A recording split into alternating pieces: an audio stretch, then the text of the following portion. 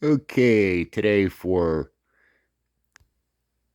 us amateur social media content creators, do a little unboxing of a camera that I picked up used. I have a whole fleet of these things, and it's I have different models from the same series. I have the HDV-524 and the HDV-534, and I'm pretty pleased with those cameras. But this one has a feature that the other ones don't have that I was kind of wanting to try out. This one's got a remote control. I got it used and couldn't really beat the price, so figured I'd give it a try. And it looks like a knockoff of a nice, fancy, expensive name brand camera. And the battery type is the same as the fancy name brand one uses, and all the accessories are compatible, which is kind of nice. And when you're recording yourself singing karaoke at some bar, and there's the possibility of some guy that's had one too many and going back for more, maybe falling on your tripod and knocking it over and taking the camera with it, um, you don't want your $1,000 camcorder out there standing on the bar waiting for some drunk guy to knock it down. So this is a good way to keep your nice camera at home and let this one take the risk of getting knocked on the floor.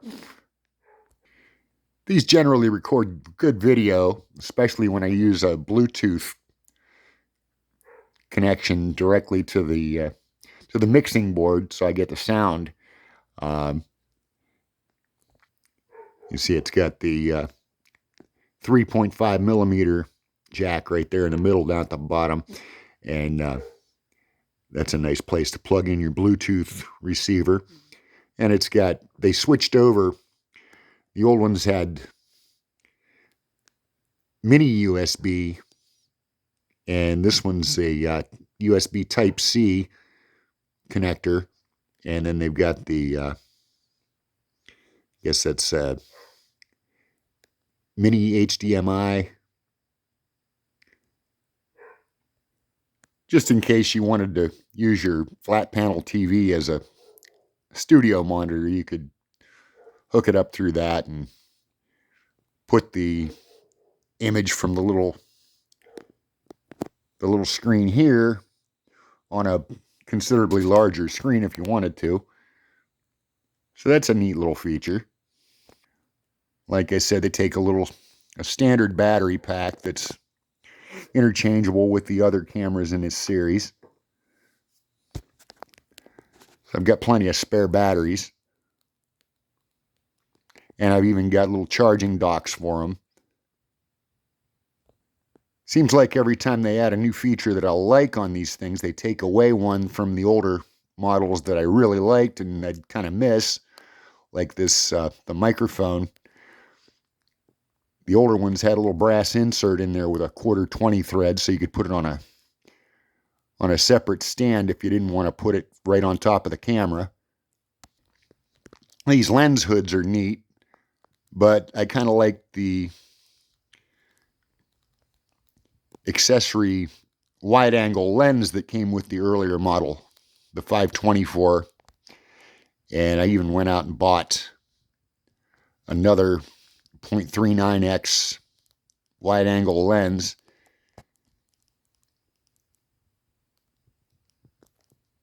to put on one of the other cameras in case I wanted to use that. This one comes with a wall charger, and of course the charging cable.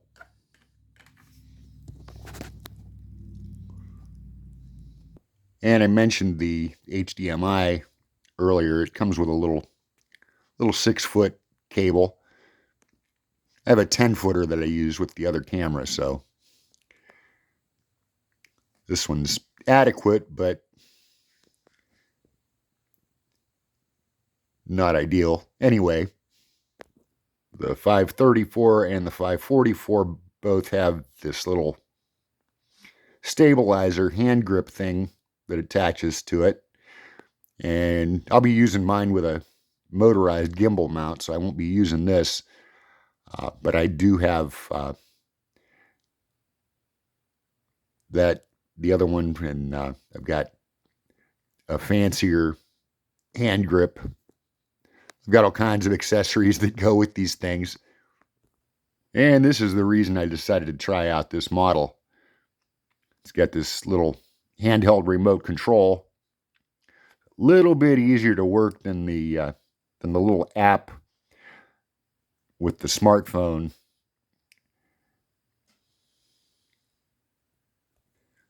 Has all the menu controls and the zoom and start and stop, power on off, night vision.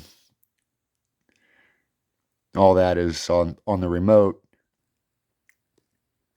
Of course, they stripped down the control panel on the camera itself and moved most of it to the remote. They have the zoom lever on the top here, but the menu keys in that used to be on the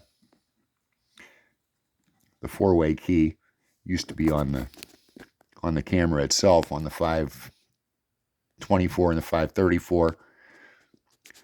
Kind of gonna miss that. And they had a second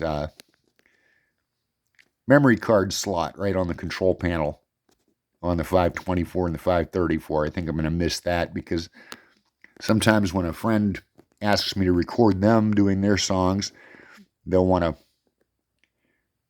bring their own memory card and pop it in. And it's not going to be quite as easy with this camera. So I'll probably just take one of the other ones with me and use this one for the ones that I want to do something that requires a remote, and then use the other one for normal stuff.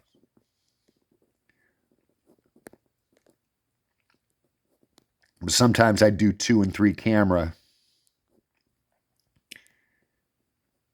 shoots of some of the songs that I do. Back in the day, I was a semi-professional musician, singer, guitar player, and I'm getting back into practice with guitar. I've had a couple of surgeries that had me out of commission for a while. I was laid up and missed a lot of practice time, so I'm getting back into that.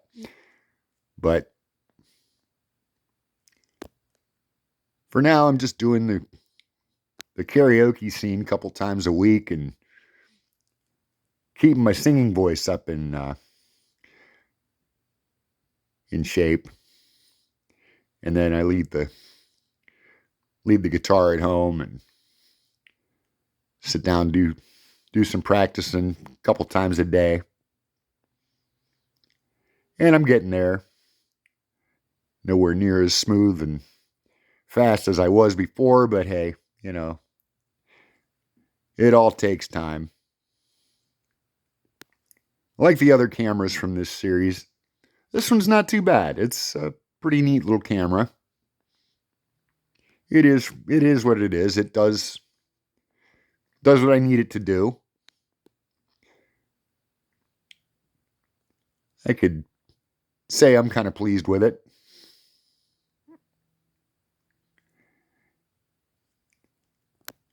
And between the 3 different models that I've tried out, I've got all the features that I was wanting to use. Different applications.